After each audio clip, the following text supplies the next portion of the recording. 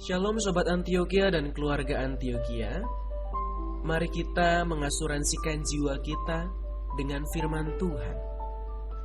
Menemukan kekuatan baru, itulah perenungan kita hari ini. Firman Tuhan dalam kitab Yesaya pasal yang ke-40 ayat 31. Tetapi orang-orang yang menanti-nantikan Tuhan mendapat kekuatan baru. Mereka seumpama Raja Wali yang naik terbang dengan kekuatan sayapnya. Mereka berlari dan tidak menjadi lesu. Mereka berjalan dan tidak menjadi lelah. Sobat Antioquia dan keluarga Antioquia, kalau kita berbicara tentang lelah, semua kita pernah merasakan lelah. Jika kita mengalami kelelahan karena seharian bekerja, maka kita perlu beristirahat. Istirahat yang cukup akan memulihkan tubuh yang penat karena seharian beraktivitas. Tetapi bagaimana kalau psikis kita yang lelah? Tidak cukup rasanya hanya dengan istirahat. Jangan-jangan malah gak bisa tidur. Kita harus mencari akar masalahnya, barulah kita dapat memikirkan cara pengobatannya atau solusinya. Psikis yang lelah itu disebabkan beberapa hal. Pertama, karena tekanan hidup atau yang sering kita sebut pergumulan hidup. Kedua, gangguan kesehatan secara fisik. Ketiga, faktor lingkungan yang tak mendukung. Beberapa hal ini mengakibatkan seseorang itu timbul rasa cemas yang begitu mendalam, kekhawatiran yang terus menghantui, dan akibatnya menyalahkan kondisi, menyalahkan orang-orang yang ada di sekitarnya, dan tidak jarang menyalahkan Sang Penciptanya dengan berkata, kenapa semua ini harus terjadi pada diri saya? Tuhan itu tidak adil, Tuhan jahat. Mengapa Tuhan ciptakan saya? Mengapa semua ini diizinkan terjadi menimpa saya? Dan akibat paling buruk adalah depresi dan bunuh diri. Dalam masa Nabi Yesaya berhadapan dengan orang-orang yang menderita, baik fisik maupun psikis.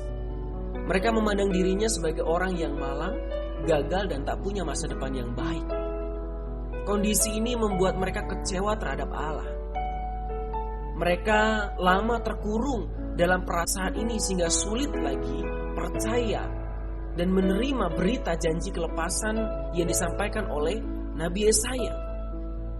Tekanan dan pergumulan itu menimpa orang-orang Israel dalam masa pembuangan karena mereka dijajah oleh bangsa Babel.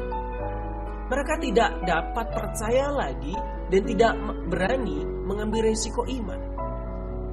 Mereka tidak suka tinggal dalam keadaan yang berharap kepada Tuhan lagi.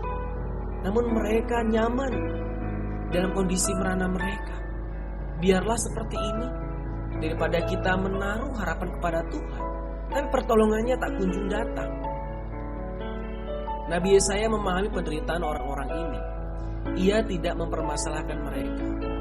Yang dilakukan Nabi Yesaya adalah membuka pikiran mereka dengan memberitahukan siapa Allah itu sebenarnya.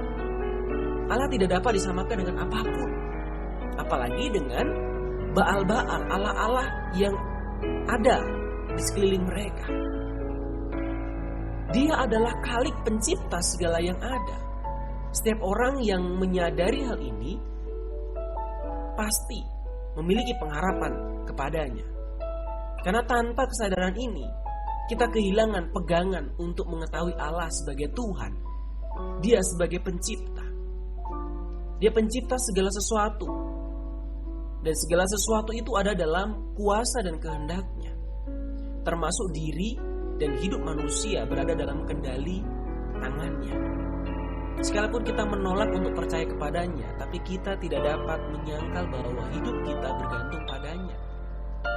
Sobat Antioquia, selain sebagai pencipta, Allah juga menjamin kehidupan manusia. Ia dapat memberikan masa depan yang lebih baik.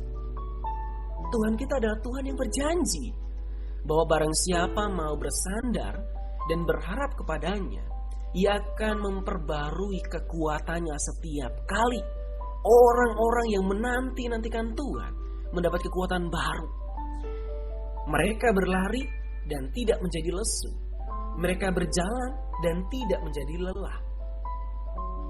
Dan janji ini kita temukan juga di dalam Injil Matius 10 ayat 28. Di mana Yesus membuka diri dan berkata, "Marilah kepadaku, semua yang letih lesu dan berbeban berat. Aku akan memberi kelegaan kepadamu." Sobat Antioquia dan keluarga Antioquia, kekuatan baru akan kita temukan ketika kita menyandarkan seluruh pergumulan kita, permasalahan kita ke dalam tangan Tuhan. Mari kita berdoa dengan iman dan minta Roh Kudus memeteraikan firman hari ini menjadi rema supaya kita aman di dalam lindungan Tuhan. Tuhan Yesus memberkati.